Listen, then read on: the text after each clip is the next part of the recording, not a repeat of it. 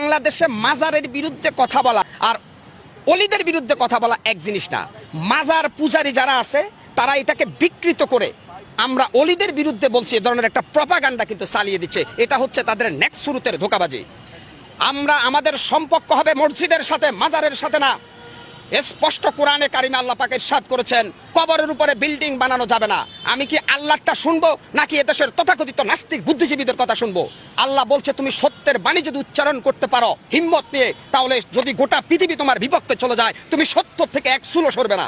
আজকে আমি হকার সাইফুল বলল, যদি আমি রাষ্ট্রের কোনো দায়িত্বে আসতে পারতাম, আমি একদিন বেঁচে থাকতাম বাংলাদেশের প্রত্যেকটা মাজারকে ভেঙ্গে মাটির সাথে গুড়িয়ে দিতাম। এতে করে আমার জীবনে কি হবে আমি সেটা দেখব না। এই মাজার ভাঙ্গার সাথে আল্লাহর সন্তুষ্টি জড়িত। আপনারা মনে করেন মাজারে যিনি শুয়ে আছে উনি হয়তো আল্লাহর জান্নাতে চলে গেছে। হযরত শাহজালাল শাহপরানরা আমাদেরকে ইসলামের দ্বীনি শিক্ষা দিয়েছে। আমার তো মনে হয় যদি শাহজালালকে আল্লাহ আরেকবার ফিরে দিত, শাহজালাল সিলেটের খাদেমকে আগে জবাই করতো যে বেটা বদমাইশ, আমি এসেছি এই জমিনের মধ্যে ইসলামকে কায়েম করার জন্য, আর তুই আমার পূজা করে আল্লাহর সাথে নাপারমানি করতেছিস। না, এটা শাহজালালের শিক্ষা হতে পারে না, এটা শাহপরানের শিক্ষা হতে পারে না। এটা হচ্ছে ধান্দাবাজ ব্যবসায়ী যারা আছে মাজার পূজারী, ওদের ধান্দা ওইটা। কি হয়েছে আজকে আপনারা আইসা মানববন্ধন করতেছেন কেন? মাজার ভাঙতেছি। আরে মাজার ভাঙতেছি আল্লাহকে খুশি করার জন্য। আর আপনারা মাজারে গাঁজা টানেন কেন? আপনারা মাজারে সেলফি তুলে মেয়ে ছেলে একসাথে এভাবে অবৈধ কাজ করতেছেন কেন? গান বাজনা ঢোল বাদ্য বাউল শিল্পী যারা আছেন, কোরআনের কোন রেফারেন্স আছে? আসেন, আমি হকার সাইফুল চ্যালেঞ্জ করি, কোথায় বসবেন? কোরআন থেকে প্রমাণ করে দিব গান বাজনা বাদ্য ঢোল হারাম, মাজার হারাম। আরে ভাই, বিশ্বনবীর কাছে যেখানে ছাওয়া নিষেধ, সেখানে আমরা দেখছি অনেকে মাজারা যায় সেজদা দিচ্ছে। ওই চট্টগ্রামে এক ভণ্ড আছে মাইজ ভান্ডারের ওখানে, দেখি মহিলারা তারা সেজদা দিচ্ছে। আপনি এভাবে গোটা ইসলামটাকে ধ্বংস করে দিবেন আর আমরা ইসলামের পক্ষে কথা বলতে পারবো না। আপনি শয়তানের অনুসারী হয়ে হুঙ্কার ছাড়বেন আর আমি রাসূলের সৈনিক হয়ে আপনার হুঙ্কারের প্রতিবাদ করতে পারবো না। মুসলমান কি এত দুর্বল? তবে আমি মনে করব হয়তো অনেক জায়গায় বেশি একটু ওভারটেকিং হচ্ছে। আগে আমাদের ইসলামকে ক্ষমতায় আনতে হবে, তারপরে মাজার না শুধু কোন ভণ্ড অলির দরবারও এই দেশে থাকবে না। দেওয়ানবাগী মতিঝিলের বিশ্ববিখ্যাত শয়তান ছিল, নির্বাজাল শয়তান দেওয়ানবাগী। সেই দেওয়ানবাগীর মাজার ভাঙ্গার কারণে একদল এসে মানববন্ধন করে, লজ্জা প্রত্যেকটা মুসলমানের জন্য।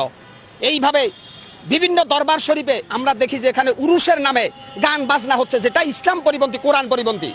অতএব আমরা যেটা মনে করি, সৌদি আরবে যখন মানুষ হজ করতে যায় বিশ্বনবীর কবর জিয়ারত করে, কবরকে পিছনে রেখে পাবে, অর্থাৎ বিশ্বনবীর কবরের কাছেও কিছু চাওয়া যায় না, সেখানে বাংলাদেশের অলিদের কাছে কিভাবে চাওয়া যায়। আর একটা রেফারেন্স দিব, জান্নাতুল বাকিতে বিশ্বনবীর অসংখ্য সাহাবাইজমান শুয়ে রয়েছে, ওদের কবরের উপরে একটা পাথর। বাংলাদেশে এরকম বিল্ডিং উড়াচ্ছেন, কারণটা কি? ওরা কি বিশ্বনবীর সাহাবীদের চাইতে দামি?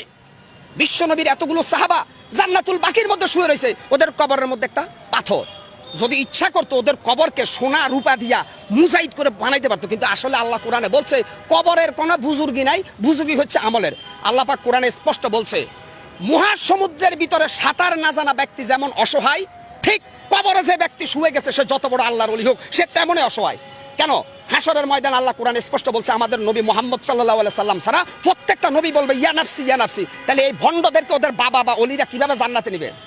এই বেটা গাঁজাখোর, বেটা বদমাইশ, কোরআন নাই, হাদিস নাই, ফরকালের চিন্তা নাই, আইসাই কয় আমরা মাজারের ভক্ত। অলি তোমরা মাজার ভক্ত, মাজার পূজারী, অলিদের ভক্ত না। তোমরা শাহজালাল শাহপরান আব্দুল কাদের জিলানের অনুসারী না, তোমরা শয়তানের অনুসারী। ৯৬% মুসলমানের দেশে প্রত্যেকটা মুসলমানের ইমানি দায়িত্ব মাজার পূজারীদেরকে শায়েস্তা করা। এত করে যদি আমরা মারা যাই আমরা শহীদ আর ওরা আবু জেহেল। আজকে অত্যন্ত কষ্ট লাগে ভাই, অত্যন্ত দুঃখ লাগে। আজকে সোশ্যাল মিডিয়া থেকে শুরু করে এক ধরনের তেলবাজ সুশীল সমাজ বাইরেছে, মাজার ভাঙছে, আস্তাগফিরুল্লাহ আস্তাগফিরুল্লাহ। কেন মাজার ভাঙছে? আরে ভাই, কবরের উপরে বিল্ডিং ভাঙ্গার নির্দেশ দিচ্ছে রাব্বুল আলামিন আল্লাহ। আপনি কত বড় নাস্তিক বুদ্ধিজীবী, আপনি মাজার ভাঙতে নিষেধ করেন কেন? আমি বলছি না যে প্রত্যেকটা মুসলমানের ইমানি দায়িত্ব বাংলাদেশের প্রত্যেকটা মাজারকে ভেঙ্গে গুটি গুটি করে দেওয়া। এখানে উগ্রবাদের গন্ধ পাও, মৌলবাদের গন্ধ পাও, তাহলে আল্লাহর কোরআন নিয়ে বসো। এই মাজার পূজারীরা আসো, আমি বসবো তোমাদের সাথে। যদি কোরআনে জায়েজ দেখাইতে পারো মাজার, আজ থেকে আমিও কোনো মাজারের অনুসারী হব।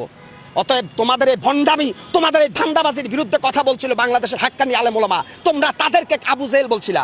অর্থাৎ এজিদ যখন হাসান হুসাইনকে যখন এজিদের বাচ্চারা হত্যার ষড়যন্ত্র করে, তখন অনেক নামদারি আলেম ছিল, এরা জালেম। আজকে অত্যন্ত কষ্ট লাগে ভাই। আমি মনে করি, আল্লাহর কসম খাইয়া বলতে পারি, আমার ভাগ্য পরিবর্তনের মালিক একমাত্র আল্লাহ। কোন পীর, কোন বাবা, কোন আউলি আমার ভাগ্যের ভালো বা মন্দ কোনোটাই করতে পারবে না। আমরা একটা পাকা চুলকে বাঁকা করতে পারবে না কোনো অলিমিয়া। আমরা অলিদেরকে সম্মান করি কেন? তারা আমাদের জন্য ইসলামের সংবিধানকে রেখে গেছে, এই জন্য আমরা অলিদের সম্মান করি। এখন মাজার বাংলা কি শাহজালালের ইতিহাস মুছা যাবে? শাহপরানের ইতিহাস মোছা যাবে? মাজারের সাথে শাহপরানের সম্পর্ক না, শাহপরান আর শাহজালালের সম্পর্ক আল্লাহর সাথে, আর মাজারের সাথে সম্পর্ক হচ্ছে খোদাদহী নাস্তিকদের। মিয়া কেন আপনারা এখানে বারবার বলতেছেন অলিদের বিরুদ্ধে? শাহজালাল, শাহপরান 360 জন যে অলি আসছে প্রত্যেকের সম্পর্ক ছিল আল্লাহর সাথে। আর যারা মাজারের মধ্যে সেজদা দেয়, পূজা করে, এদের সম্পর্ক ইবলিস শয়তানের সাথে। এরা শয়তান, এরা বাটপার, এরা ধোঁকাবাজ। কি হচ্ছে? শেখ হাসিনা ফ্যাসিস্ট হাসিনার আমলে হয়তো কেউ কথা বলতে পারে নাই, কারণ শেখ হাসিনা গোটা রাষ্ট্রটাকে জিম্মি করে রেখেছে। আজকে আমি মুসলমান, যেই দেশে মুয়াজ্জিনের আজান শুনে সূর্য উঠে, যেই দেশে মুয়াজ্জিনের আজান শুনে সূর্য ডুবে, সেই দেশে কোরআনের পক্ষে আমি কেন কথা বলতে পারবো না? মাজার পূজারীদের কোনো দলিল নাই, আর যারা মাজার পূজারীদের বিরুদ্ধে তাদের দলিল আছে আল কোরআনের সংবিধান।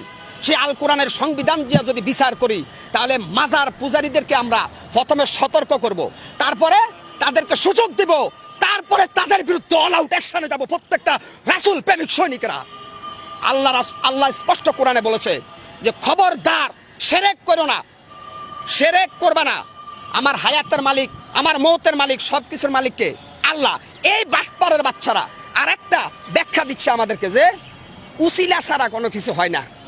আমরা যেহেতু গুনাহগার, ওলিয়া উলিয়ার উসিলায় আল্লাহ আমাদেরকে একটু মাফ করে দিবে। ওই বেড়া বাটপার, ফজরের নামাজের সময় মসজিদে ঢুকা আল্লাহর কাছে হাত তোলা, আল্লাহ মাফ করবে।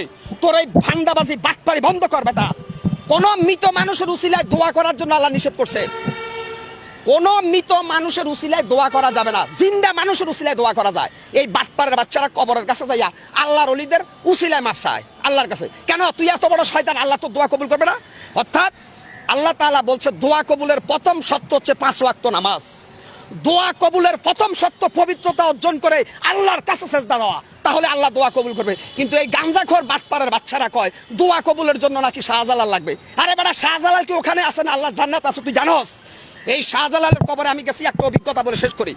আমি সিলেট গেছিলাম শাহজালালের কবর দেখার জন্য। সেখানে দিয়া দেখলাম আরবি হরফ লেখা একটা চাদর দিয়ে শাহজালালের কবরকে ডেকে দিছে।